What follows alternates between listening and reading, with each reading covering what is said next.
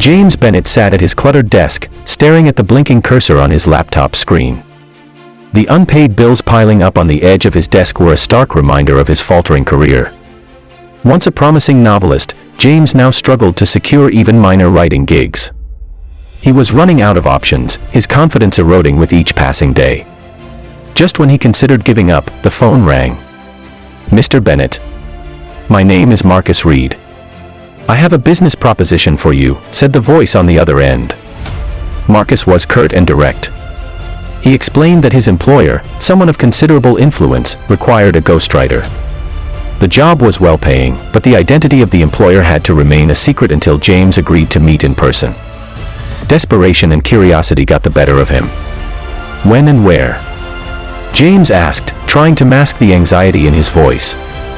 The next day, James found himself in a dimly lit, upscale restaurant, sitting across from a man he quickly recognized from the news, Victor "Vito" Romano, a notorious crime boss with a reputation that sent shivers down the spines of even the most hardened criminals. Vito's appearance was as intimidating as his reputation, a broad-shouldered man with slick-back hair, an expensive suit, and piercing eyes that seemed to look right through James. The realization that this was no ordinary client struck him hard. "You're a writer, Mr. Bennett. I'm a man with a story. I want you to write it," Vito said, his voice smooth but with an underlying menace. "The world deserves to know who I really am." James swallowed hard. "And if I say no?" Vito leaned forward, his gaze unwavering. "Let's just say that refusing this offer would be unwise." James was left with little choice. The offer was financially irresistible, but the moral implications were daunting. He could either write Vito's story, potentially glorifying a criminal, or refuse and face the unknown consequences. After a sleepless night, he signed the contract, sealing his fate. As James delved into Vito's life, he was given unrestricted access to the crime boss's world. Vito shared details of his rise to power, the betrayals he endured, and the ruthless decisions he made. James was both repelled and fascinated. The narrative was filled with violence, corruption, and a chilling disregard for human life. During their sessions, Vito was candid but controlled, revealing just enough to keep James hooked but always leaving a sense of something more sinister lurking beneath the surface. "I've done what was necessary, Mr. Bennett," Vito often said, as if seeking justification for his actions. The more James wrote, the more conflicted he became. Late-night conversations with his conscience grew increasingly tormenting. He was writing the story of a man who had ruined lives, and the weight of that responsibility bore down on him heavily.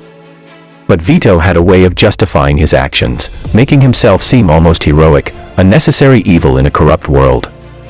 James began to question everything. Was he being manipulated? Was he complicit in romanticizing a monster? These questions gnawed at him, but the money kept him tied to the project. He couldn't afford to walk away, not now. One day, while transcribing a particularly harrowing account, James noticed something odd in Vito's story, a discrepancy in the dates and events. The more he investigated, the more inconsistencies he found. It dawned on him that Vito was not just leaving things out, he was rewriting his own history. Determined to uncover the truth, James began discreetly meeting with some of Vito's former associates. What he discovered was horrifying. Vito's sanitized version of his life was a lie. The truth was far darker, involving double crosses, secret deals with law enforcement, and murders that Vito conveniently left out. As the pieces fell into place, James realized he was no longer just writing a memoir, he was sitting on a time bomb of information that could either exonerate or incriminate one of the most dangerous men in the city. Unable to continue the charade, James decided to confront Vito. He demanded to know why the truth had been twisted, why vital parts of the story had been omitted. The confrontation took place in Vito's grand, but eerily quiet, study. Vito didn't deny the accusations. Instead, he smiled, a cold, calculated smile. "You're a smart man, Mr. Bennett. Smarter than I gave you credit for. But you've also become a liability." A chill ran down James's spine. He had overstepped, and now his life was in danger.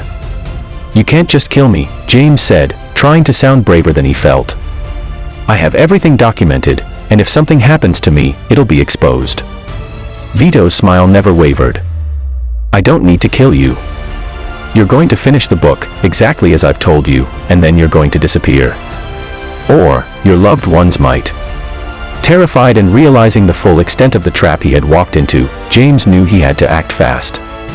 He secretly contacted the one person who could help him, Detective Laura Mills, a tough-as-nails cop who had been trying to bring down Vito for years.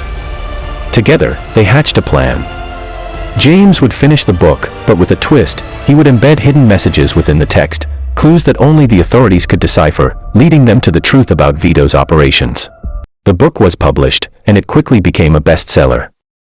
Vito reveled in his newfound infamy, unaware that his own words would be his downfall. As the authorities closed in, following the breadcrumbs James had left behind, Vito was arrested, not for the crimes he confessed, but for the ones he thought he had buried. But the real twist came later. James had thought he was safe, that he had outsmarted Vito. However, the last pages of the book contained one final surprise. Vito had suspected James all along and had left his own hidden messages. In his prison cell, Vito still held power, and James received a chilling letter: "This isn't over." James was left looking over his shoulder, knowing that Vito's reach extended far beyond prison walls. He had won the battle, but at a cost: his peace, his sense of security, and perhaps even his soul. In the end, the situation leaves James deciding whether to flee or to stay and face the consequences of the dark world he had been pulled into. James Bennett sat at his desk, pen in hand, as he begins writing his own memoir, this time, the story of a ghostwriter who got too close to the truth. Thanks for watching. And don't forget to like and